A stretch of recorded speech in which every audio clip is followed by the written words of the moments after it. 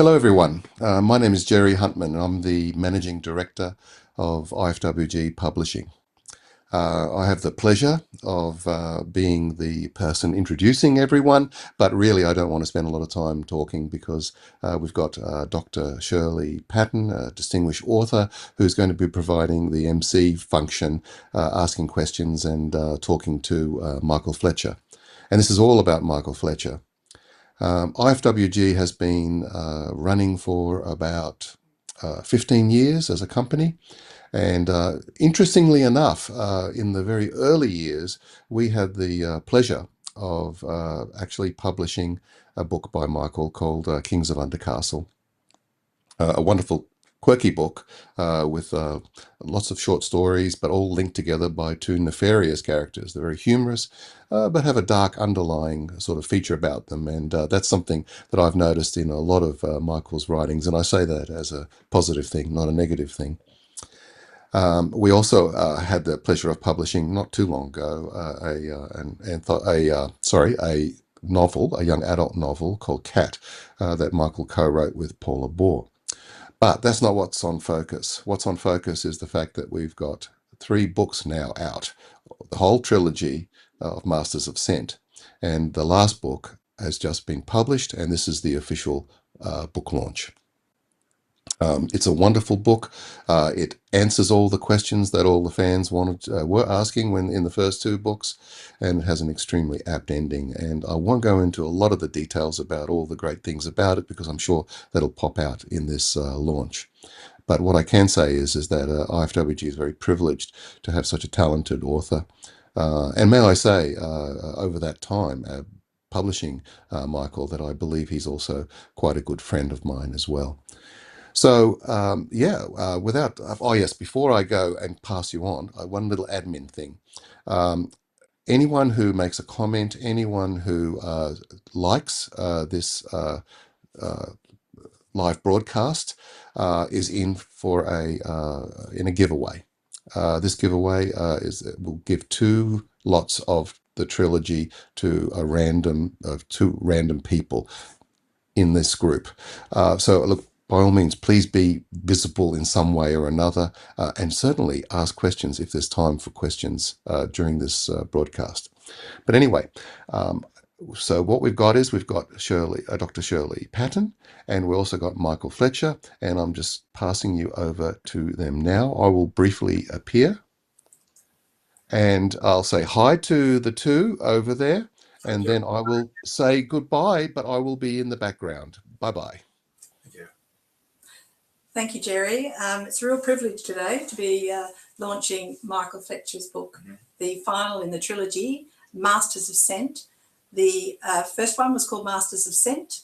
The second one was Tumblers of Roland. And today we're launching the final one, Shadow Scent.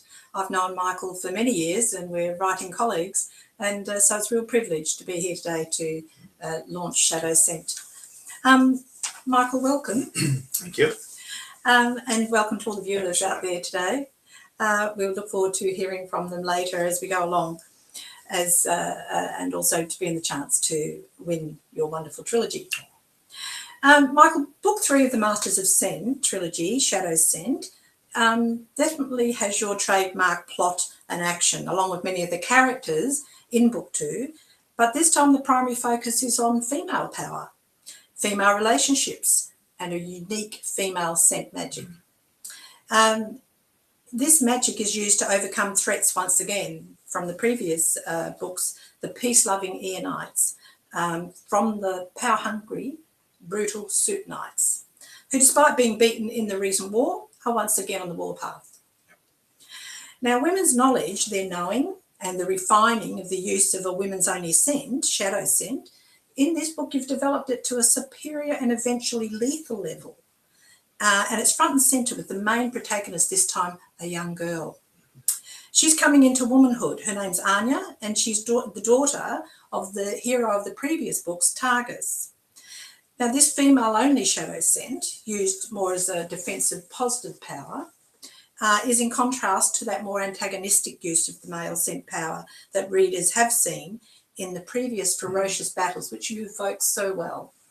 A primary focus is also Anya's spiritual development, becoming the leader of the Earnights, the new Milana, following on from the death of the previous spiritual leader. Now, this is inextricably entwined with her enhanced capacity to use this scent power, not only for good this time, but to battle the avenging Suit Knights. Now, for readers who may have already read your first two, they'll know about the magic, the power of scent. But this time, can you explain how the shadow scent, the female scent power, is different from the scent power in your first two books? Yeah, I'm very happy to. In fact, I bet just as we're talking about people who may have read the first two or may not have, scent itself in this world is an active force. So people and creatures who use it can use it in various ways. And the real skill of it is where the masters of the scent can use it for such ways. So they can look deeply into the molecular level of scent, also can see it through colours and use it in ways to affect a range of things, such as they can project fear, hate, they can block things off, they can influence. And so in this case with the Suitonite Avengers, they are coming through to grab hold of things for themselves. So shadow scent is, what's interesting with it, it's female linked. So males can't usually see it. And if you sort of look at say an object and you sort of squint your eyes a bit, you can see a vague little blur around that object, and that is what shadow scent is. So females can see it, and the masters of scent, shadow scent, can use it. And in most cases, shadow scent is used, it's unobtrusive, sits behind things, and they can use it to influence and also defend, as you'll find in the book. And so it's a fascinating area to go into, and just how it was used was one of my joys in writing it. Yes, Michael, you actually do a wonderful job of making very plausible and very easily understood how scent could be used as a power. And it's a very clever way that you've done that. And even, I think, even cleverer in this final one when you take it on to another level. Michael, in the book, the focus on young Anya, we look at both her internal journey as well as her external journey. You've brought a much more reflective and spiritual element to this story. It's got great depth. And while there is a mighty and defining battle scene, because all of your books have incredible battle scenes, the notions of good overcoming evil, innocence over depravity, these are key themes. Can you expand on what drew you to those themes that are so powerful in all your books, but particularly in this one? Yes, it's in these worlds, in the world of where the set operates, there is good and there is bad, as in every world, I suppose. And I needed to find a way to not just go with the people who are refined and already have their skills level. I wanted to start with youth, with innocence. And Anya turned out to be just that person, because she was only very young. She had two parents who were skilled in their own way and had unusual backgrounds. And then she, unfortunately for her, she was also foretold to be a future leader of the peaceful people, which her mother viewed with horror. She was, oh, flip, what am I going to do? So she resigned to it, and therefore she had to develop her own pathway to get there, from the innocence of youth to the realization that she had to cope with following in her fallen heroic father's footsteps. She ended up having to try to defend the peaceful people against these aggressors, and so therefore she knew if she didn't manage to do that, and she was foretold to do it, then she would fail and everything would go, it would all fail. So it was a fascinating journey, heroic journey to do. Yes, and I love this cover too, Michael, which is a depiction by your wonderful illustrator. Yes, very pleased with the illustration Of the young girl, the hero or the heroine in this story. Michael, thank you. Another theme is misogyny, that male possessiveness and oppression of women.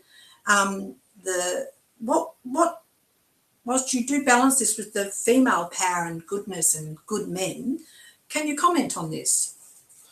Yeah, well, as I think I've said before, with the aggressive nature of the Soutonites, what actually happened with them, they were from a male family. So it's all the father and the three brothers underneath had to get their own way and dominate. A bit like Succession.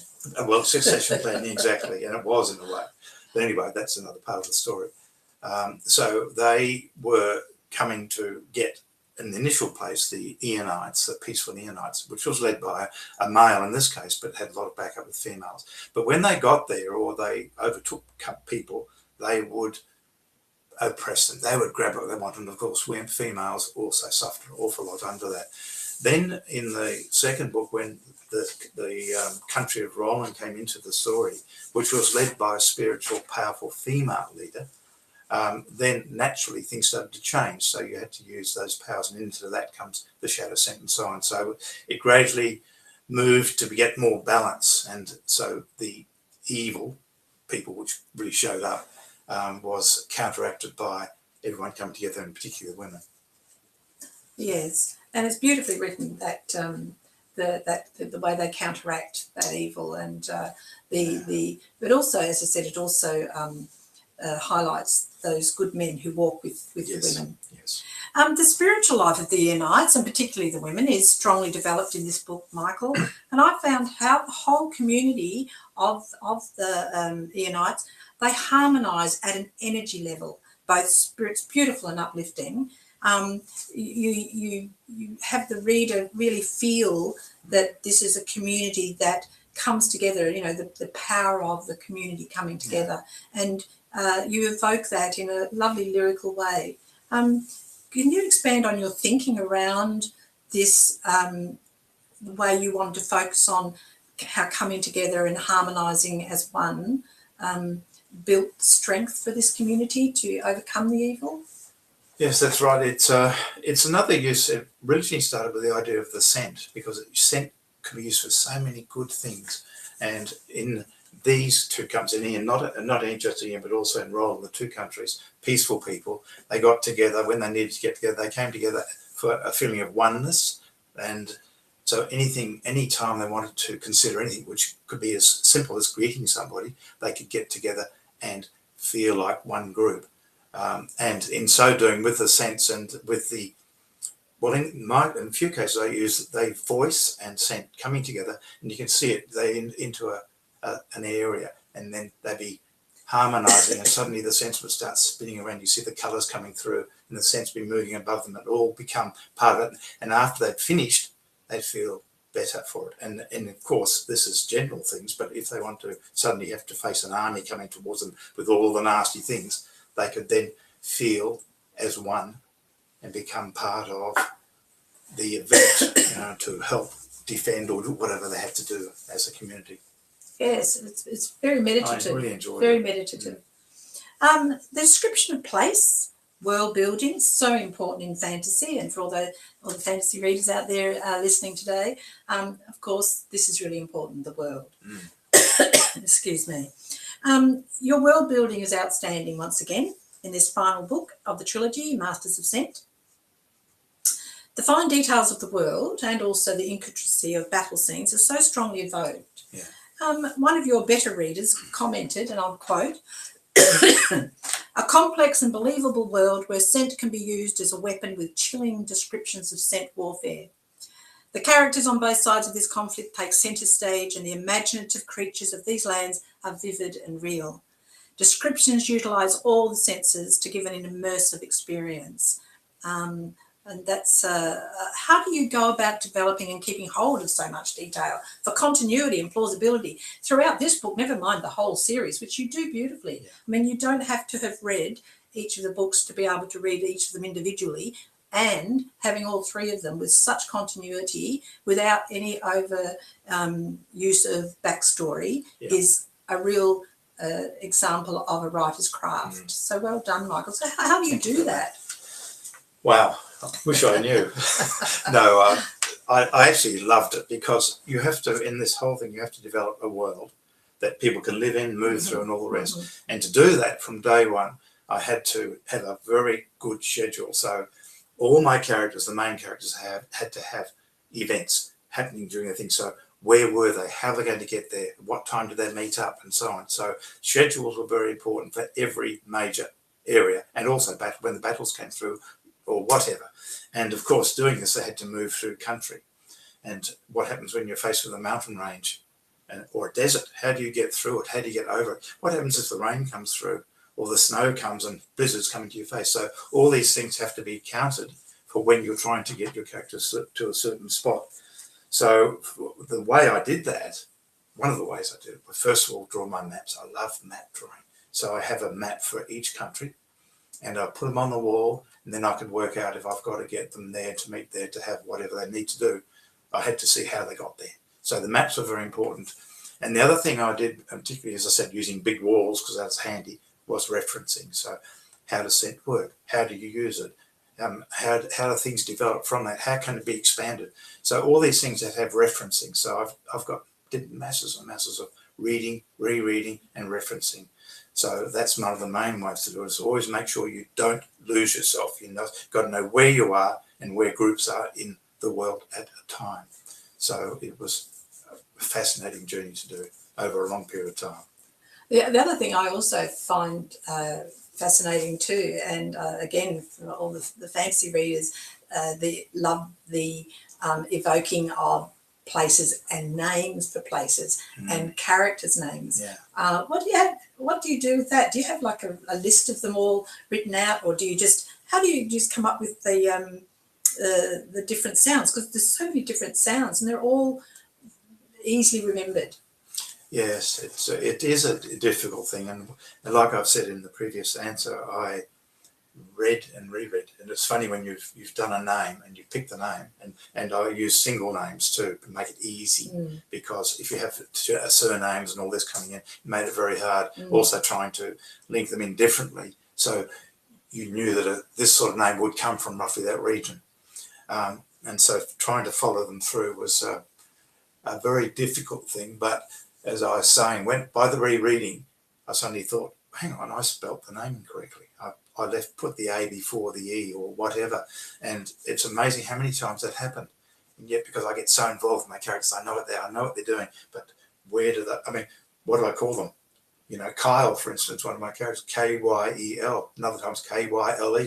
And I thought, oh, blow. So you always had to keep tabs on that. So the names are a lot of fun. Yeah. Yes, I love the names. So many names too. Yes. Oh no, the ones that stand out, of course, are Targus, who was the wonderful hero of the first and second books, Anya's father, and Anya's got a lovely sound to it, and sort of fits with her spiritual character. So one of the things you do very cleverly is that the sound of the person's name often feels very right for their character. Very clever. Yes, I had one person who I really loved the name of, Septus. Septus. And he's not nice. Evil So Septus. you can feel the name almost reflects the character. I loathe Septus. Okay. Michael, a universal theme in the Shadow Scent. Again, I'll hold up that beautiful book, Shadow Scent. A universal theme is to beware of what we unleash in the world without concern for unintended consequences.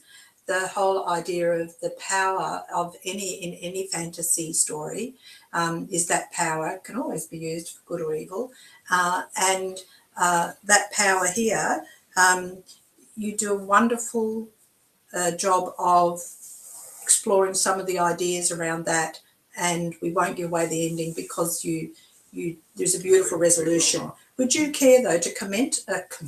Would you care to comment on that theme of unleashing into the world this incredible power without concern for unintended consequences, which of course is what happens? Yes, that's right. It's a very interesting thing because you have good and bad, and the people who are the bad, in other words, this case the Sutonites, have used their scent powers to gain what they want. In other words, domination, control, you name it.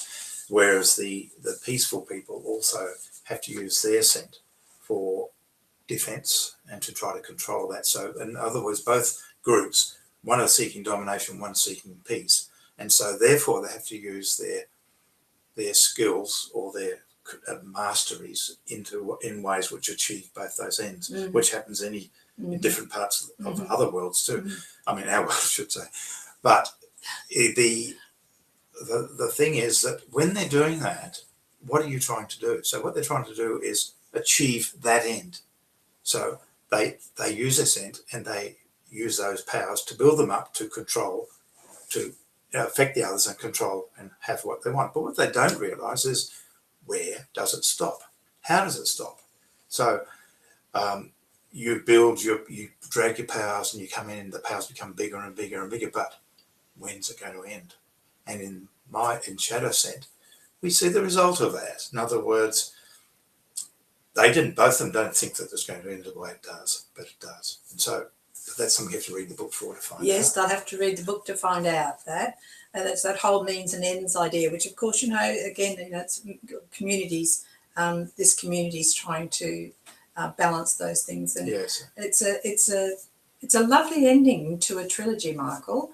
It really it's very satisfying. I found it a very satisfying read, and I highly recommend Shadow Scent to the viewers. And you've written this over a period of time, Michael. When did you start writing the Masters of Scent Trilogy? Well, I started writing in 2005. So in other words, it was Masters of Scent. What was most interesting in that is I was writing a book. So therefore I had to build the worlds and all that. I didn't know about Roland and other countries at the time. I knew Sutan and Ian, based in Ian, and it was all about writing about fulfilling that story. So when I got to the end of it, there were unresolved issues. Characters hadn't resolved. Certain things hadn't happened. And so the trilogy was born. And then the second book, each book stands alone, by the way, but the second book had to follow and tried to resolve that. But when I got to the end of the second book, which is that one there? That's right, Tummers of Roland, which got a very interesting name, and if you read the book, you'll find out why it's called that. Then when that finished, obviously there were still unresolved issues. And there's one particular event in that book which some people have said, well, why did you? But the third book answers those questions. And really, we must also, the original one that you started with, what a powerful image. Masters of Scent, beautiful. And you're illustrator, call out to Yes, I should say Sarah Morrison has done a magnificent job of the books. They're all done slightly different in colour, but they all illustrate scent and events of that world during it. And I think each one does encapsulate the major part of each book. Yeah. So beautiful. I was really happy to work with her via Jerry, the publisher. And also, if any of our viewers have any questions, they're most welcome to come on. And we're wondering if you could click on the questions there to see if we've got any. Do we see any questions? There we go. Sarah Morrison is saying, I'm going to click on that. Sorry, I was delighted to work on these. Oh, thank you, Sarah. No, I love working with you. I'd love to meet you, but it's just a bit too far to go. We're in Tasmania. Oh, whereas, wonderful. And we've got a question here. Can you click on that, Michael, for me? And sorry, I beg your pardon. Is the concept of scent magic unique, or is it used by any other authors? That's a very interesting question, because I believe that the way I've done it is unique. I know there are other stories out there that use scent in quite a big way, but with mine, first of all, I delve into it right down to the molecular level, and in using the molecular level, we can do different things with scent. So that's one thing. And the other thing is, have you ever tried to imagine what colour love is, hate, control, the scent of, what is the colour of fungus scent? Have you ever tried to do that? So I've done that in my books, I should say, and I don't know of anyone else who's done that sort of thing. So yes, it's fairly, I hope to think it's unique. Michael Tracy asks, why is there a trilogy for Masters of Scent? Could this not have been done in one book? I've sort of partially answered that, because I really did intend just to have one book, and it got me so involved. It took a long time to write it to get it just to the right level. And when I got to the end, I just had to keep going. There was no choice. in my opinion. Luckily, I've managed to get to the end, and have a very useful, a very accommodating publisher who's not only helped the 3 books get life, but have such beautiful. They look so good. Shout out to Jerry. Shout out to Jerry Huntman. IFWG, such a valuable publishing group for writers here, especially here and around the world, and also here in Australia as well.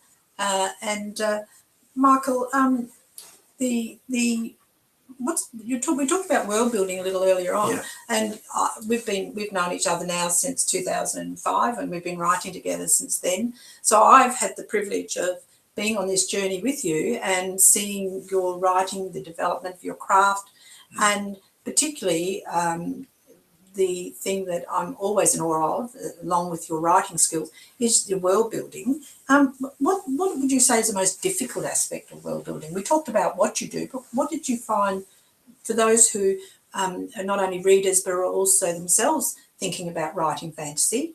Isn't it, we all have a book in us, but it does take time and effort. Yeah. And how did you overcome those difficulties? It's in fact, if in the whole world building, as I've said at the beginning, trying to get yourself from one spot to another, get characters from one spot to another, and the effects of climate on it became very hard. And in one book, the Tumblers of Roland, I got really involved in avalanches, snow, and all these sort of things. So the characters had to get through mountain ranges, and that was probably, if you think about it, one of the hardest things in a book to write in world building. You've got things in the way, rivers, mountains, and so on. So it's from my perspective, it was climate associated with the landforms that became one of the hardest, because which way does the world go? Which way do the winds go? Which way does the sun rise? Where's it set? And which way do the rains come? And on it goes. I'll just get to remove that little thing off the screen there, Michael. Okay.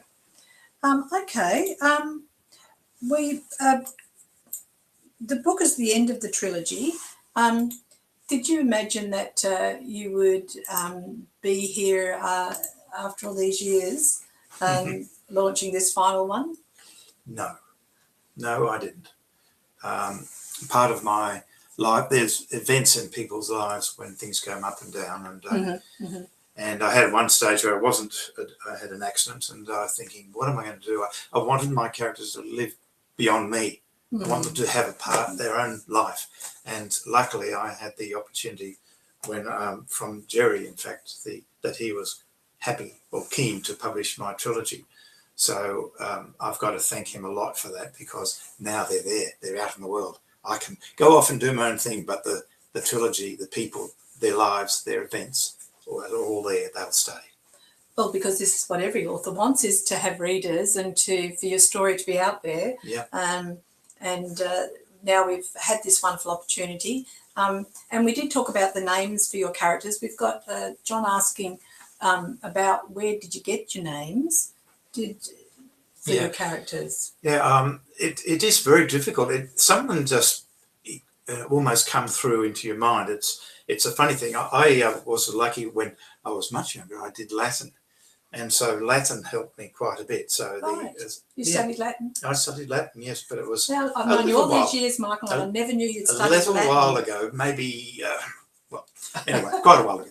And in Latin, of course, you have, say, US for male names, US and I for male names, and A or A, I forgot another one, but A for females. And so I used a little bit of that. So, for instance, Targus, US, Septus, US, Jacus, US, whereas Anya, A, Sadie is an IR, but there's, I'm trying to remember all my names, I've got so many names, but I have a lot of female names ending with A. So that was one thing, it helped me get through them. And also in different countries, I used the name slightly differently. So I was trying to get location a bit with names, with the way it was put. And as I said at the beginning, the hardest thing when you're reading a book, and I find it when I read other fantasies, is remembering the names. You get through so many names. They've got to introduce them. Then you've got to remember that so-and-so did so-and-so back then. So it was so important to keep names simple, try to keep them so there's a bit of a link, and try not to get too many, but you don't have a choice. There's a lot of people involved, so there's a lot of names. And of course, sometimes the creatures themselves have names.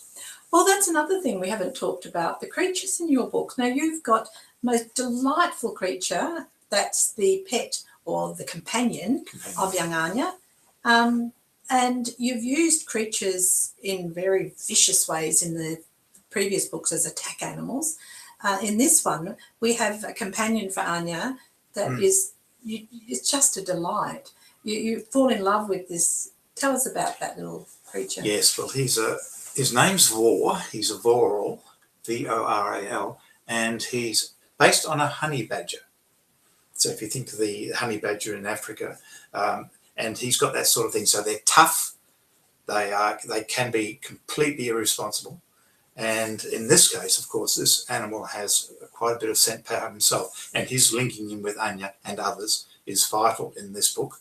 And I was very happy to be able to use him. And of course, he's humorous as well. So some of the things he does, he gets a little bit naughty. He loves honey, but honey badgers do. So that's how I used that character. And of course, in other books, there's different creatures in that, good and bad, or voracious or not, in the whole books, in all the books. I had to have animals, obviously, in the books. And usually, I had them either using scent or being moving animals, or other words, to move people around, people and things. So it was a long process with lots of animals as well as people. Yeah, so again, congratulations, Michael, on the way that you have brought unique animals that we can still make sense of from this world, yet feel quite different. Yes. But very believable. I want to show if the viewers, can see that little creature there is Vor, the little Voral down there with her. Yeah, she's just beautiful. So Sarah did a lovely little job of. Yes. Vor. Got another question here, Michael. We talked a little bit about this, but you might want to expand a bit more. Book 1 has men mainly holding the power, but this changes somewhat with more female involvement in this book, in book 2 a bit more, and very much so in this one. Did you start off to show that, or was that how did that evolve? No, I didn't start off to show that. I think I've mentioned how the aggressors, the Sertonites, are led by a very powerful male family, and their rule was it. So you couldn't counter that. So even in their own country, they were very dominant on other people and males, but definitely the females. So obviously when they came in and decided to take over a peaceful country, they used whoever they wanted to in whichever way they wanted to. So I didn't start out to do that, other than the fact the initial book was that, and as I've mentioned, there were male and females working in the peaceful countries to try to counter this. And then, of course, when I got into the country of Roland, which was led by a powerful female leader, it's very spiritual too. Then that changed things as well, because they had to fight for their own country and for Ian to counter the very aggressive male Sertonites. Yes. Well, Michael, I'm really wonder where to from here for you. You've been published many short stories in anthologies all around the world. And this has been a journey that you've loved very much. And I wonder if there's anything else you'd like to say before we officially launch you. Okay. Well, the book. One of the things that did over the period of time, so it's almost 20 years now, has been a group. So if I can ever give any advice to a writer out there, get yourself a group. You need somebody who's not yourself to say that needs work or whatever. Be nice, but tell them where it is. So we had a group. We had a group of 4, which Shirley was part of, where we went over each other's work, and also we did a lot of short stories. And I'm so lucky that I've managed to get a lot of short stories published now. Come on, how many? Just over 100. Oh, over 100. Just over. Congratulations. But anyway, they're out there. Once again, it's about somebody else likes your work.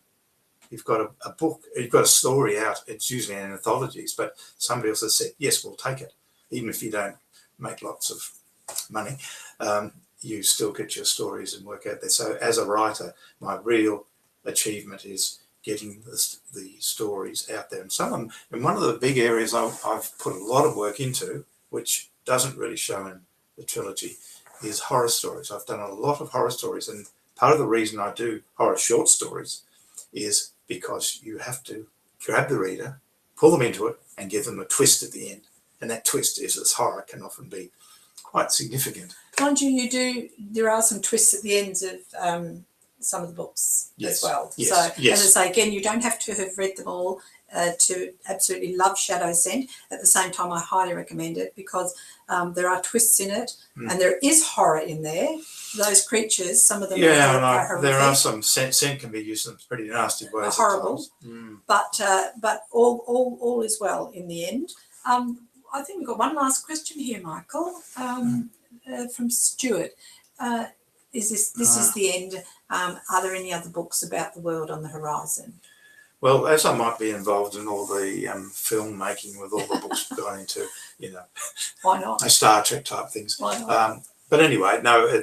At the moment, I'm really happy to be sitting where I am. But when you've developed so much skill, it's like writing is a journey, and you have never become a master of that journey. You're always an apprentice, and I've increased my apprenticeship to a level now where I can write fairly well. I could always learn, and so I don't want to lose that skill or those 20 years of work, I suppose, because I feel there is more in me, but what, I don't know. So thank you for that question, but I'm so happy with having the trilogy out. There could always be more stories about it, but it is complete. It is complete. It's very satisfyingly complete, Michael. I want to congratulate you on your work and as a writing colleague. Yes. It's been a wonderful journey to share with you. And I know that that journey will continue, and who knows what else might appear. Yeah. This is you're going to take a well-earned rest. I imagine there might be a cruise or two that you might be going to take. You never know. As we wind this up. Before you do, though, I'd like to say thank you very much to you, because Shirley and I have been linked in together we've written stories together too, and if I want anyone to give me the bare bones of how the story works or not, then I ask Shirley. Well, thank you. That's very kind of you, Michael. No. And of course, that book is Shadow Scent is now available. But we are saying too, remember, we want to say to the world that Masters of Scent Trilogy is out there, and particularly, and they're all available, but particularly I'm so thrilled and delighted to officially launch Shadow Scent, and something that I highly recommend to lovers of fantasy out there, and to all the viewers. We're very appreciative of them being here today with us, and there's been some lovely words in the chat. We're very grateful to all those who've commented and who are watching today. Would you like to say something to all those people out there today, and the people that have been saying very encouraging words to you? Oh, yeah. So, I mean, this is the thing about writing. If you're not picking on something, in other words, not digging deeply and saying, well, that's wrong, everyone's so generous. It's a lovely world to be in, and we can, Shirley's come up with this thing too, we can sit and talk about writing and eyes don't glaze over. And I mean, that's the classic. We get a group of people together, we're talking writing, everyone's rabbiting on, but nobody's going, oh, when's this going to finish? What time is it? And that sort of thing. So that's the thing about writing. So I love fantasy, I love science fiction, and I love reading it. And to be lost in a world, the worst part about it is it finishes. Yeah. I keep rereading my books. I don't want them to finish, but they do. And that's the life. Well, thank you, Michael. Once again, I declare officially launched Michael B Fletcher's wonderful fantasy novel, Shadow Scent. Thank you, Michael. Thank you. No, thank you very much, Shirley. Thank you, Jerry. I've appreciated it. No, look, wow, you said a few nice things about me. I appreciate that. Thank you. But I can assure you, at the end of the day, I'm nothing without a good writer. I'm just absolutely nothing.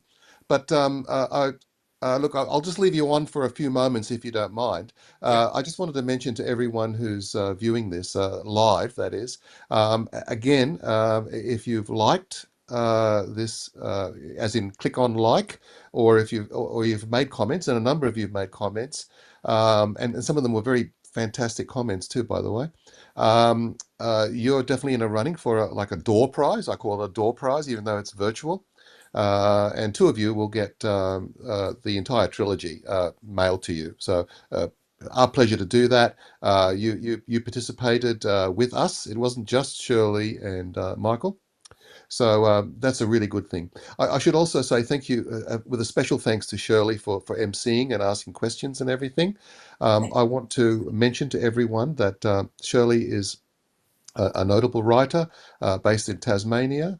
And she's written a fantastic book called The Secrets We Keep. And I want people to query that after this event as well. Oh, thank you. That's very kind. Thank you. Look, I thought I'd say that. I think it's fair. It's only fair. You've done this, and so something is done back. It's But a joy. look, yeah. So anyway, look, I'm going to finish now. But thank you very much, everyone attending. And oh yes, one more thing. We are an Australian publishing company, but we are also an international publishing company. And one of the side effects of being a international publishing company is that you have to sort of play the game on an international level. What that means for IFWG is that our distribution network begins and is largely contained in the United States. That's where the business is. So Australia has a very small population. We absolutely do everything we can for our Australian authors, and in fact, 80% of our sales are in the United States, and more than 80% of our authors are Australian. So if you do the sums, I think we are contributing to Australians being exposed to the international scene. One little side effect, unfortunately, is that because we distribute through the United States, the books come a little bit slower to Australia and New Zealand, unfortunately, after release. They go everywhere in the world on time, but not in Australia and New Zealand. I think that's the tyranny of distance, in its most imaginative and most evocative form. But the books will be turning up at bookstores very soon. But what I can say is that the ebooks, if you are an ebook reader, they're available now. That's the tyranny of distance doesn't have a problem with ebooks. But anyway, I just wanted to mention that because this is an important aspect of this book launch. We want to make sure that you are aware that if you go to your bookstore, it may not be there right now. If you are in Australia, that is. If you're anywhere else in the world, particularly in the US, you just go to your bookstore. If they haven't got the book, tell them that they're naughty people and that they should order those books from their retail distributors. Okay, that's it. So thank you so much, everyone, and I bid everyone adieu. Thank you. Loved it.